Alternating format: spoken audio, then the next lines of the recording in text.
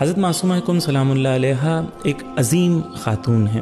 روایت میں ہے، ایک امام سے نہیں 3 اماموں سے روایت ہے کہ جس نے بھی حضرت فاطمہ کی زیارت کی اس پر جنت واجب ہے۔ 3 امام اس چیز کی ضمانت دیتے ہیں، خود 8ویں امام سے ہے، خود 6 امام سے ہے اور خود 10ویں امام سے یہ حدیث نقل ہے۔ حضرت معصومہ کم کی عمر 9 یا 10 سال کی تھی اور ایک قافلہ دور سے آتا ہے جو 7ویں امام سے کچھ سوال کرنا چاہتا ہے۔ وہ خط حضرت معصومہ کم تک پہنچتا ہے، اس وقت 7ویں امام گھر میں موجود نہیں ہوتے ہیں۔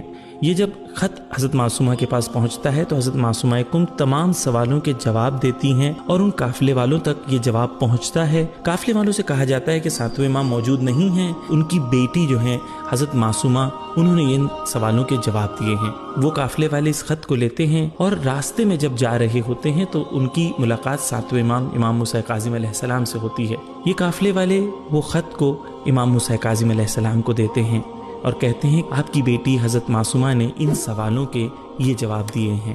امام وہ خط کو دیکھتے ہیں، جواب کو دیکھتے ہیں، 3 بار کہتے ہیں فداہا ابوہا، یعنی تیرا باپ تجھ پر قربان ہو جائے۔